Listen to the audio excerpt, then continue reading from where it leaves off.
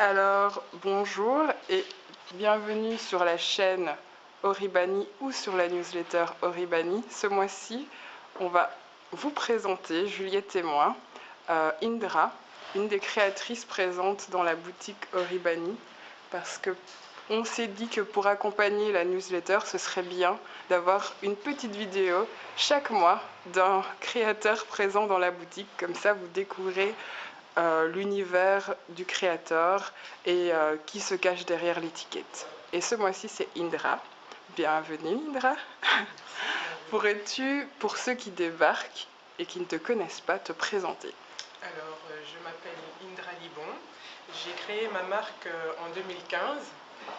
J'ai toujours j'ai toujours aimé créer, imaginer, raconter des histoires autour des silhouettes, chercher les associations de couleurs, de matières, de textures, etc., etc.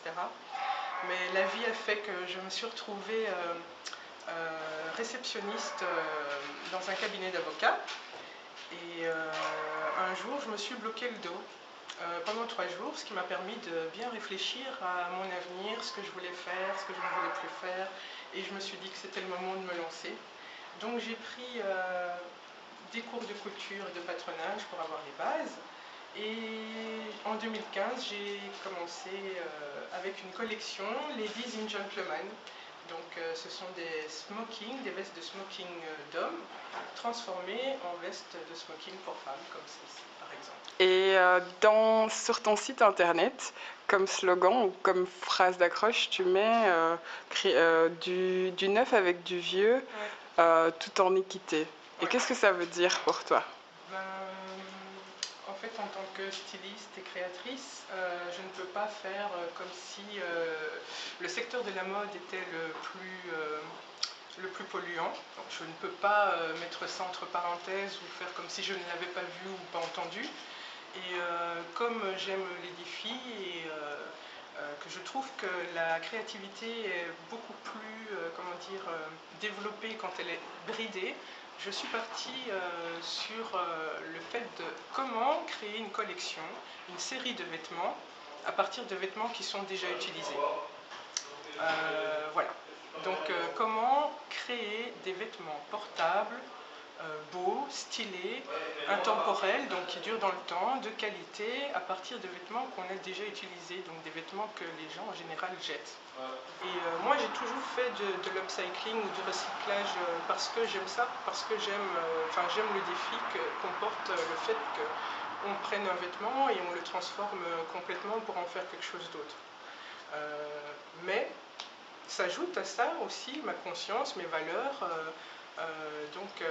Forcément, je me sens pas obligée, enfin, c'est pas une obligation, mais c'est normal que dans la continuité, oui. Je sois en accord avec ma valeur, donc c'est normal que je cherche à pousser un peu plus loin le processus.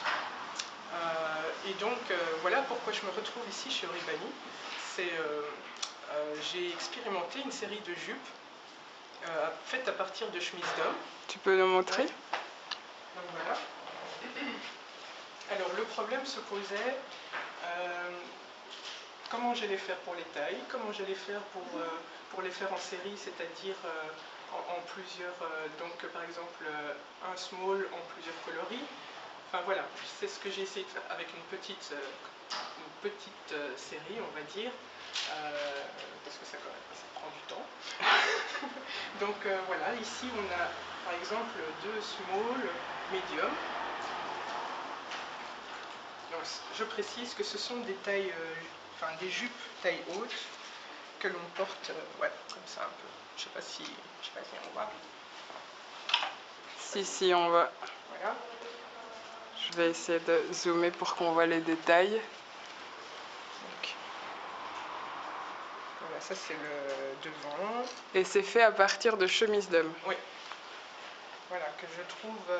Et quelle est la pièce que tu aimes vraiment, qui te représente, si on doit retenir une pièce à toi, de toi en tout cas, c'est une pièce qui... oui, une pièce. Une seule d'une cliente qui m'avait vue avec cette chemise-là. Donc c'est une chemise encore d'homme. Aussi parce que c'est plus simple de se servir d'une chemise d'homme parce qu'il y a plus de matière, il y a plus de tissu.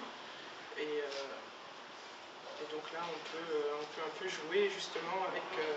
là, il y a 3 chemises, celle-ci. Donc ça fait un peu tonique.